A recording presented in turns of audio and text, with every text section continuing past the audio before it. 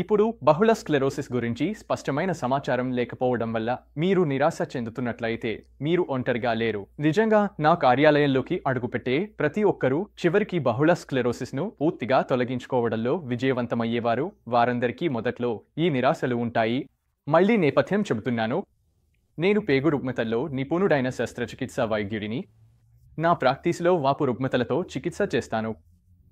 మీరు ఇక్కడ ఉన్నట్లయితే మీకు బహుళ స్క్లెరోసిస్ వల్ల వాపు సమస్యలు ఉంటాయేమో, లేదా మీకు ఖచ్చితమైన నిర్ధారణ తెలియకపోయినా మీకు ఎంఎస్ లేదా దానికి సంబంధించిన ఇతర పరిస్థితులు ఉండొచ్చని అనుమానించవచ్చు. చాలాసార్లు దాని గురించి ఏం చేయాలో కూడా మీకు తెలియదు. చివరికి సహాయపడని డాక్టర్లు, నిపుణులను కలవాల్సి వస్తుంది. మీకు సమాధానాలు లభించడం లేదు. ఇది సరైనది కాదు. కానీ ఇది సాధారణమైన సమస్యే. సరైన జ్ఞానం, సరైన మార్గదర్శకత్వంతో నా క్లయింట్లు కొన్ని వారాల్లోనే లక్షణాలను తగ్గించుకుని తమ వ్యాధిని పరిష్కరించగలిగారు అని నేను చెప్పడానికి ఇక్కడ ఉన్నాను.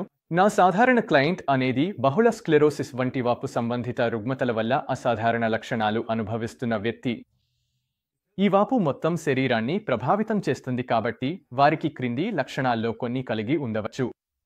కాబట్టి మీరు ఒకరోజు జీర్ణక్రియలో సమస్యలు, మరుసటి రోజు సంధి నొప్పులు, ఆ తర్వాత రోజు మెదడు మబ్బు మరియు అలసట అనుభవించవచ్చు.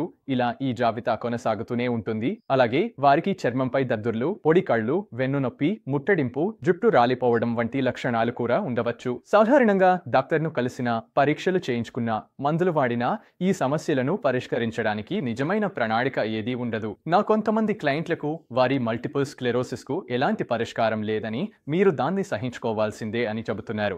మరికొంతమంది డాక్టర్లు సరైన నిర్ధారణ చేయడంలో కూడా ఇబ్బంది పడుతున్నారు. కానీ నేను మీకు చెప్పదలుచుకున్నది పూర్తి విరుద్ధం. మల్టిపుల్ స్క్లెరోసిస్ అనేది సరైన సాధనాలు, సరైన జ్ఞానం ఉంటే సులభంగా తగ్గించవచ్చు, నివారించవచ్చు. నేను ఎందుకంటే నా క్లినిక్లో ఉన్నవారు ఎప్పుడూ మెరుగుపడుతున్నారని చూస్తున్నాను. వారు ఇతర చికిత్సలు ప్రయత్నించిన తర్వాత కూడా తమ నిర్ధారణపై అనుమానం ఉన్నా కూడా, మరి మనం ఎక్కడి నుంచి మొదలు పెట్టాలి? మన ఇమ్యూన్ సిస్టమ్ మనకు వ్యతిరేకంగా కాకుండా మన కోసం పనిచేయాలంటే దాన్ని ఎలా మళ్ళీ శిక్షణ ఇవ్వాలి? బాగుంది. ఈ అవకాశాన్ని ఉపయోగించి మైండ్ గట్ ఇమ్యూనిటీ అనే భావనను పరిచయం చేయాలనుకుంటున్నాను. మన ఇమ్యూన్ సిస్టమ్ను రీసెట్ చేయాలంటే ముందుగా మన గట్ను ఆరోగ్యంగా మార్చుకోవాలి. కానీ మనం గట్ను ఆరోగ్యంగా మార్చుకోవాలంటే మన మనసును కూడా ఆరోగ్యంగా మార్చుకోవాలి. ఇది నేను మీతో ఇక్కడ పంచుకోగలిగే అత్యంత ముఖ్యమైన వ్యూహం కావచ్చు. ఎందుకంటే చాలా మంది మీలో ఎంఎస్తో ఎన్నో సంవత్సరాలు పోరాడుతున్న దానికి ఇదే కారణం. ఈ విషయం నాకు తెలుసుకోవడానికి చాలా సంవత్సరాలు పట్టింది. మనం మల్టిపుల్ స్క్లెరోసిస్ను 3 భాగాల సమస్యగా చూడాలి. మీరు మీ దృష్టిని 3 భాగాలపై లక్ష్యంగా పెట్టాలి, ఒక్కదానిపై కాదు. 3 భాగాలన్నింటినీ మీరు మెరుగుపరచగలిగితే మల్టిపుల్ స్క్లెరోసిస్ పూర్తిగా పోయే అవకాశం చాలా ఎక్కువగా ఉంటుంది. అయితే ఈ యాక్షన్లోని 3 భాగాలను అనుకూలంగా మెరుగుపరచడానికి మనం ఉపయోగించుకోగల సూత్రాలు ఏమిటి? మీరు అడగగలిగే అత్యంత ముఖ్యమైన మరియు సంబంధిత ప్రశ్న ఏమిటి?